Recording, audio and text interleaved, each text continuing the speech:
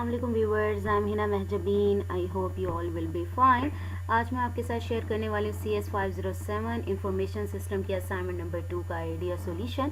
But assignment idea solution share करने से पहले अगर आप मेरे चैनल पर न्यू हैं देन प्लीज़ मेरे चैनल को सब्सक्राइब कर दें, बेल आइकन को क्लिक करना मत भूलिएगा ताकि upcoming lectures, different assignments, quizzes and papers के नोटिफिकेशंस आप तक पहुंच जाए।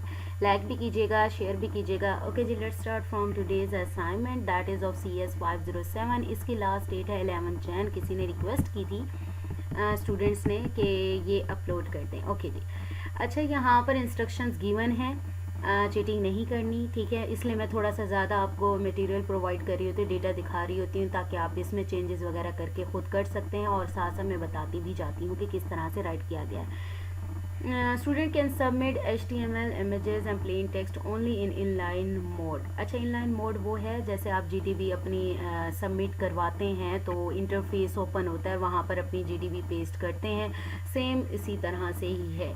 तो आपको MS वर्ड या इस तरह के फॉर्मेट में नहीं करना। The table can also be drawn using the interface.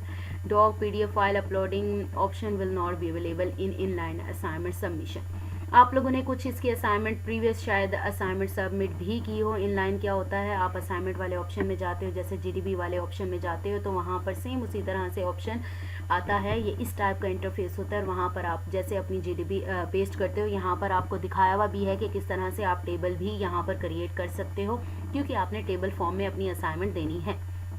बाकी जो भी आपकी इंस्ट्रक्शंस हैं उसको पढ़ लीजिएगा। सिनेरियो गिवन है यहाँ पर, और यहाँ पर बताया भी जा रहा है कि ऑब्जेक्टिव, मैंने पहले भी आप लोगों को कितनी बार बताया है कि किसी भी असाइनमेंट का लर्निंग ऑब्जेक्टिव या आउटकम ज़रूर पढ़ा करें। इससे आपको पता चलता है कि असाइनमेंट किस चीज़ के बारे में या किस टॉपिक के बारे में। यहाँ पर वैसे भी बताया गया है, लेक्चर नंबर 20 to 30 से ये असाइनमेंट कवर की गई है।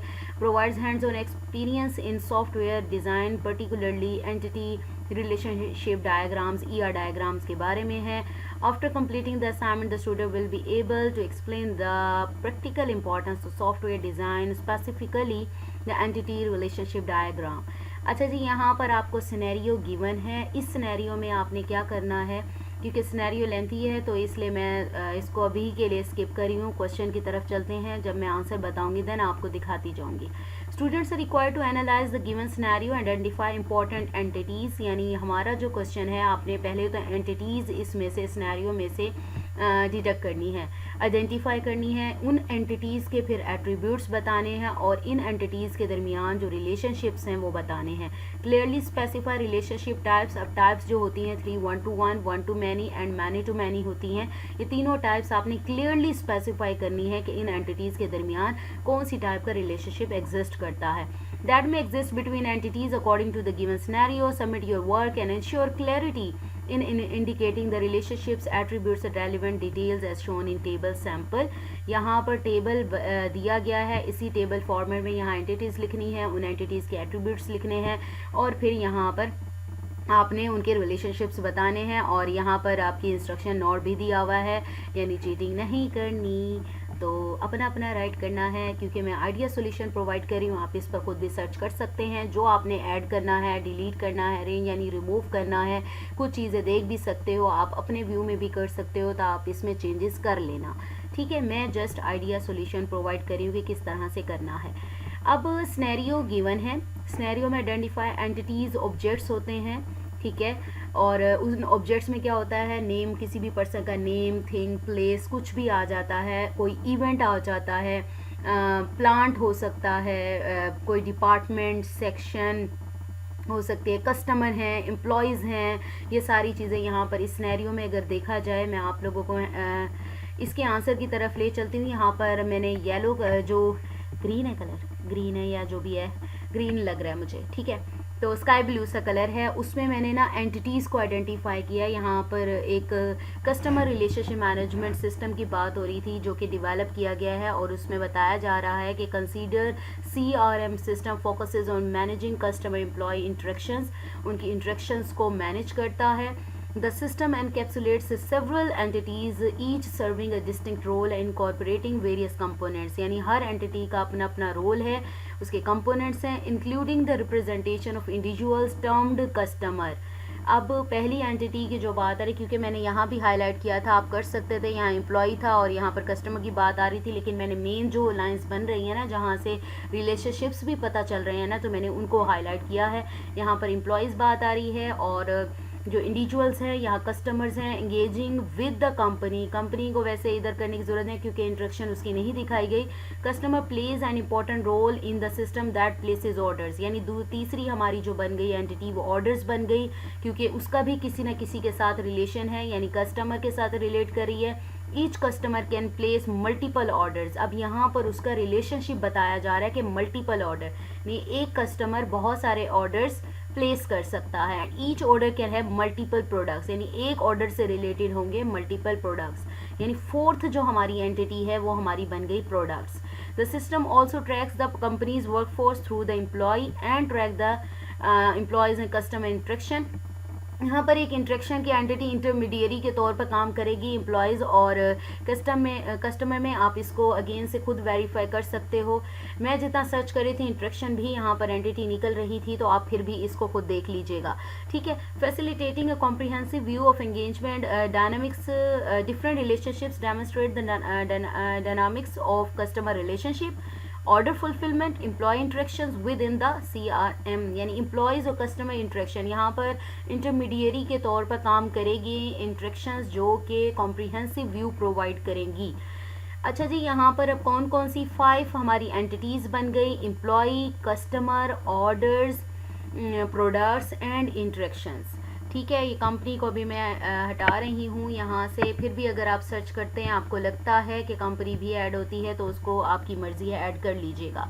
अच्छा, यहाँ पर 5 एंटिटीज़ हो गई।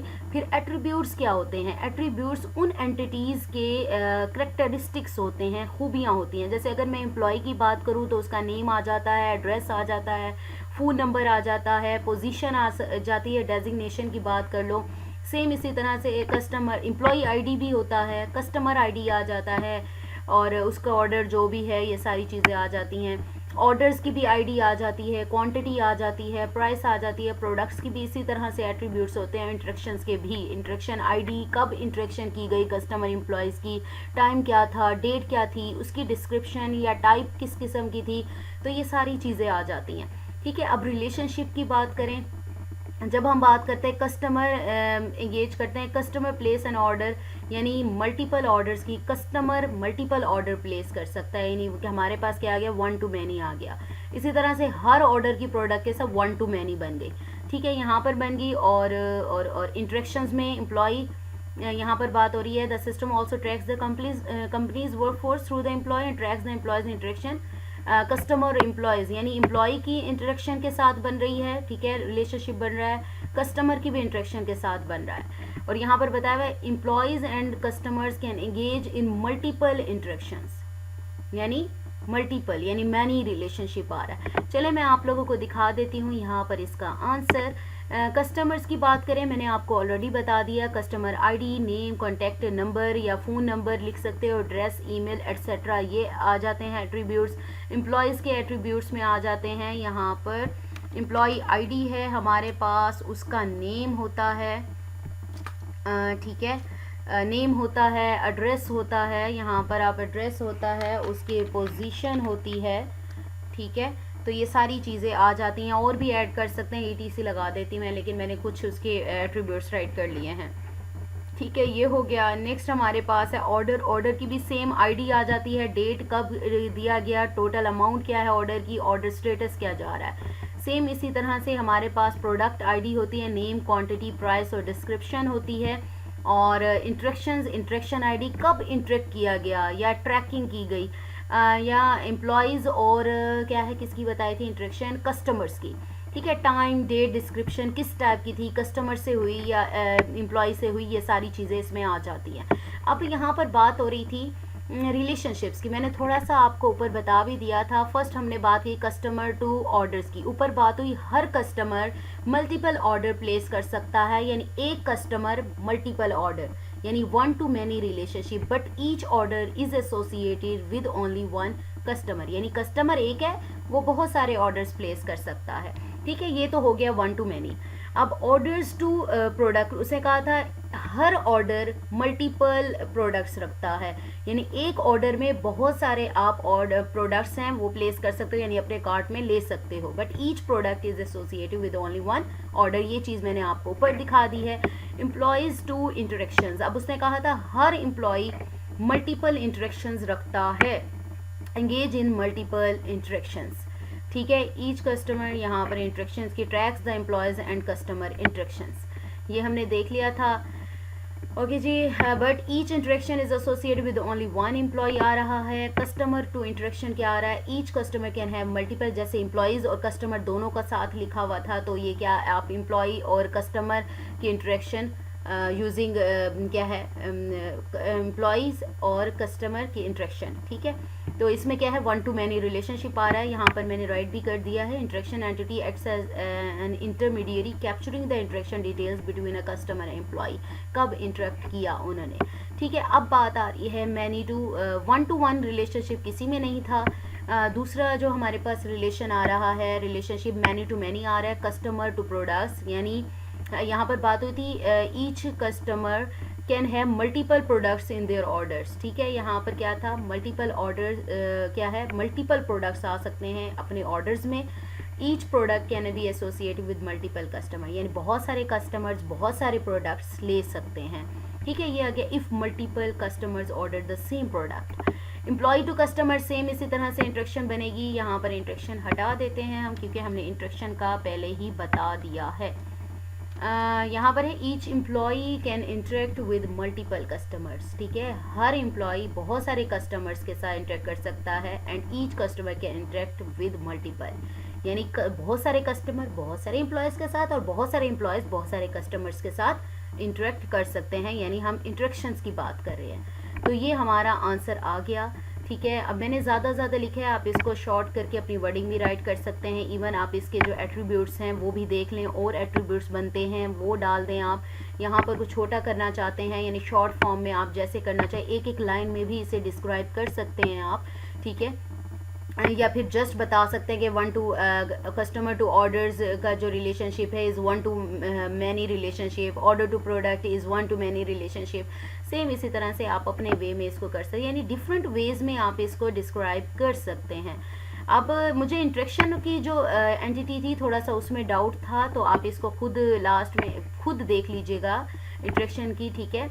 और बाकी ये चीज़ ये तो मस्ट हैं, प्रोडक्ट, एम्प्लॉयज़, ऑर्डर्स और प्रोडक्ट, ठीक है।